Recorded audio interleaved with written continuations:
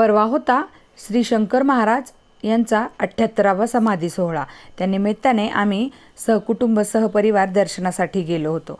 तसं तर नेहमी आम्ही दर गुरुवारी किंवा इतर दिवशी मला वेळ मिळेल तेव्हा मी मठात जात असते, कारण खूप शांत आणि समाधान मिळतं मठात गेल्यावर. तर आणि पुण्यामध्येच राहत असल्यामुळे सारखं येणं जाणं तर असतं. मी कात्रजलाच राहायला असल्यामुळे जवळच धनकवडीचा शंकर महाराज मठ आहे आणि आम्ही नेहमी तिथे जात असतो. आम्ही गेलो त्या दिवशी तर इतकी मोठी रांग होती, तुम्ही बघू शकता. इथे दर्शनासाठीची वेगळी रांग होती आणि जेवणासाठीची वेगळी रांग होती. खूप वेळ वाट पाहिल्यानंतर सुद्धा आम्हाला काही जमलंच नाही लाईनीत थांबायला. मग मुलींना मळवट भरायचं होते, त्यांना कपाळावरती असं गंध कुंकू लावायला फार आवडतं. आणि मग दोघीजणी मळवट भरायला थांबल्या आणि आनंदाने त्यांनी दोघींनी मळवट भरून घेतले. त्यानंतर तिथे बाहेरच पालखी आणि मोठा फोटो आणि श्रींची मूर्ती होती, तर तिथे आम्ही व्यवस्थित दर्शन घेतलं.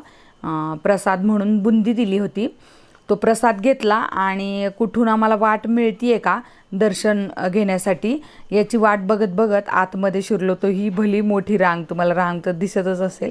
इथे या पालखीचंच दर्शन घेतलं आणि गर्दी बघा तुम्ही, इतकी भयंकर गर्दी होती ना, बारकी मुलगी कुठेतरी हरवून जाईल असं मला वाटलं. त्यामुळे मिस्टरांना म्हटलं की आता नको थांबूयात, आपण घरी जाऊयात. दर्शन बाहेरूनच घेतलं आणि प्रसाद तर बुंदी म्हणून घेतला होता. आणि जत्रेसारखी दुकानं लागली होती आजूबाजूला, तिथून जराशी मुलींनी खरेदी केली आणि मग आम्ही घरी आलो.